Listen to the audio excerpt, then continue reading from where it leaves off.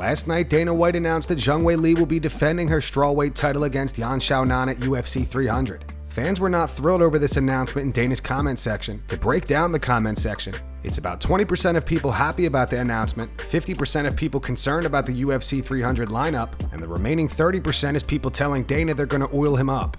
The reactions were similar on X. Fans were upset that Dana made them stay up late for this announcement.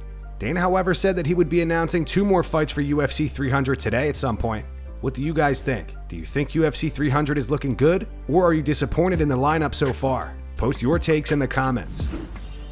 Daniel Cormier does not think boxing Jorge Masvidal is going to go well for Nate Diaz. On the DC and RC show, DC said, "I tap out because even in the mixed martial arts fight, we kind of had the idea that Masvidal would be the better striker, and Nate was the better ground guy, and Nate was the better wrestler, the better grappler, and Masvidal dominated that. So now you're telling me you're going to now limit Nate Diaz to fighting Jorge in the only area that we felt he had the advantage going into fight 1. Yeah, I don't anticipate it going well for my boy Nate Diaz." Michael Bisping says although Tom Aspinall might slap him for saying this, he believes Tom can't complain about Jon Jones and Stipe Miocic fighting for the undisputed belt. Anthony Smith adds that Tom should just defend his interim title. You can't, listen, I'm very good friends with Tom, and I'm a big supporter and I'm a big believer in Tom, as we all know, so I don't need to go into that. You're absolutely right, because I've never considered that before. If going into a situation, here's the situation, as you said, I'm repeating what you said. Jones and Stipe are going to fight.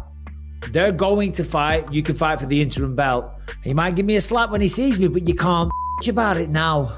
You can't about it. Those were the terms and the conditions going into it. You're absolutely right. I'd never actually considered that before, and I forgot about that point, because that was kind of already set in stone. Nothing has changed. I'm going to get a message off Tom. No, I feel for him.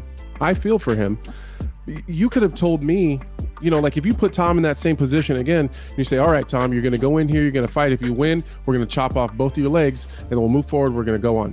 It would just go in and out. You wouldn't even catch that. All you're hearing is I have to go in and I have to beat Sergey Pavlovich, and it's a hard stop there. You don't hear after that, because you got to do that first before any of the other matters. So I get it. It's just really sinking in now, I think, for him, and it's frustrating. So I think he needs to go and just defend the interim title. Go fight, Tom said, make some money.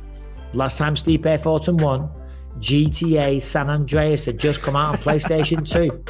He will fight for the undisputed heavyweight title ahead of me, who's the interim champ, active, ranked #1 in the world right now. This makes me quite upset. That was laid out, I think, pretty adamantly. Very clear, black and white by Dana White. This is the situation. They will rematch next year. Tom can become the interim champion and probably defend. So it's great to hear that now he's come out and said that he fancies the winner of Curtis Blades and Jailton Almeida, because that's what he should do. Michael Chandler believes he will be Conor McGregor's final fight. Chandler plans to make Conor pay for making him wait so long. Speaking to ESPN, Chandler said, "I do. I think I'll be the last person he fights.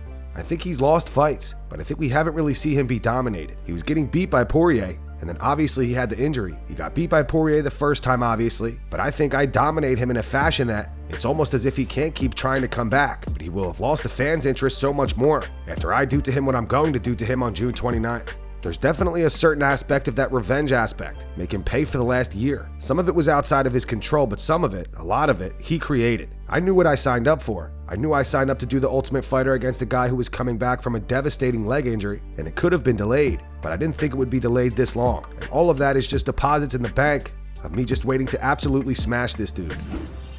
Henry Cejudo believes that if Charles Oliveira loses to Arman Tsarukyan, it could put Charles in a bad position. Charles versus Arman goes down at UFC 300. So if there's one thing that I will say about Charles, is he's a risk taker. Go back and look at his stats. Finishing rates. 3 decisions out of his 40-some fights. Only 3 decisions that he's ever had in his life, which is crazy. He lives by the sword, but he also dies by the sword as well. But in this fight too, man, I mean, this could be potential. I'm not sure how long Charles Oliveira wants to continue to keep fighting. I mean, he's in a good position now, but a loss to a guy like Arman Tsarukyan really puts him back. This dude's 27 years young, and he wants to climb that mountain. He's the guy as of right now who has given Islam Makhachev a run for his money, and he believes that he could beat him. The dude can scrap. The dude is very diverse, from knockouts to knees, from knockouts to overhands, to kicking of the legs. So these guys are gonna fight. Guys, I'm a fan of both these guys. I personally like them both. I mean, I'm gonna go ahead and just not even place my bets as of right now. But there's one guy that's probably more experienced, it is Charles Oliveira. And there's one guy that's hungry, that's 27 years old, that has youth on top of him.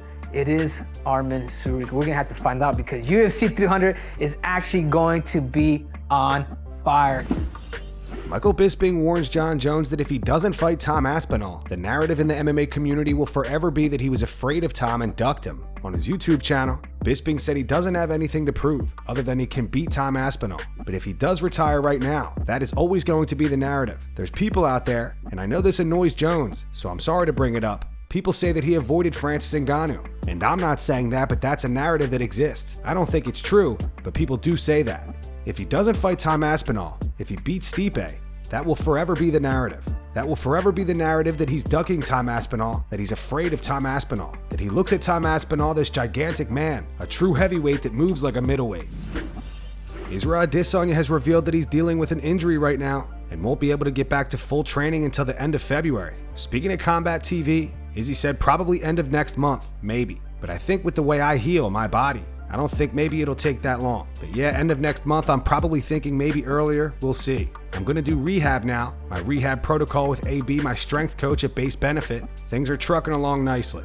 2024 holds, in the game, a lot of things for me. A lot of unanswered questions for myself that I look to answer this year. I swear to God. I want to say more, but I don't because I'm keeping it to myself. But like I said, changes have been made. And I feel those changes. And I'm like, right now, let's see what training and fighting is like with these changes.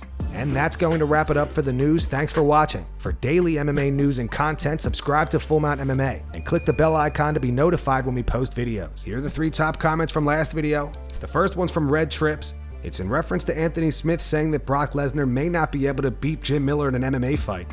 It says Anthony Smith clearly not in the right mind to fight again after that debate. The second one's from Chris Dank 741. It says those punches from Roundtree really did some damage to Smith's brain if he honestly believes Miller beats Lesnar 1v1. And the final one's from Matt Barker 1411. It says O'Malley is hands down one of the most delusional people on the UFC roster. Those were the 3 top comments from last video. If you want to be featured in the next one, all you have to do is comment down below. And if you missed yesterday's news, click the video on screen right now to get caught up.